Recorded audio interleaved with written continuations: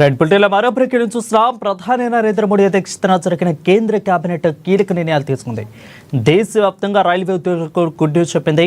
అయితే దసరా దీపావళి పండుగల నేపథ్యంలో గ్రూప్ సి, గ్రూప్ డి ఉద్యోగులకు కేంద్రం 78 రోజుల బోనస్ను ప్రకటించింది. ఇక 10.91 లక్షల మంది ఉద్యోగులకు లబ్ధి చేకూరనుంది.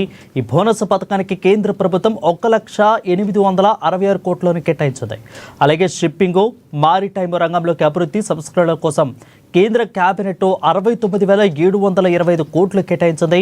ఇక నిధులు షిప్పుల తయారీ, ఈ రంగం యొక్క సమగ్ర అభివృద్ధి కోసం ఉపయోగపడనున్నాయి.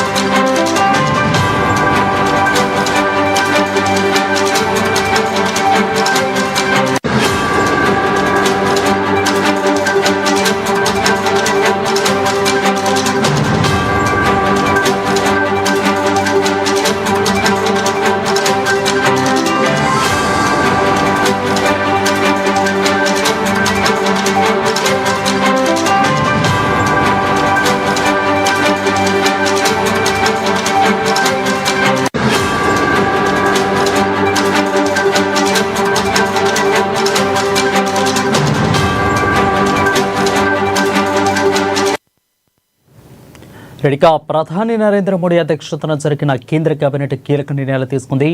దేశవ్యాప్తంగా రైల్వే ఉద్యోగులకు గుడ్ న్యూస్ చెప్పింది. దసరా దీపావళి పండుగ నేపథ్యంలో గ్రూప్ సి, గ్రూప్ డి ఉద్యోగులకు కేంద్రం 78 రోజుల బోనస్ను ప్రకటించింది. 10.91 లక్షల మంది ఉద్యోగులకు లబ్ధి చేకూరనుంది. ఇక బోనస్ పథకానికి కేంద్ర ప్రభుత్వం 1,866 కోట్లను కేటాయించింది. ఇక అలాగే షిప్పింగ్, మారిటైమ్ రంగంలో అభివృద్ధి సంస్కరణల కోసం కేంద్ర కేబినెట్ దాదాపు 69,725 కోట్లను కేటాయించింది. ఈ నిధులు షిప్పుల తయారీ, ఈ రంగం యొక్క సమగ్ర అభివృద్ధి కోసం ఉపయోగపడనున్నాయి.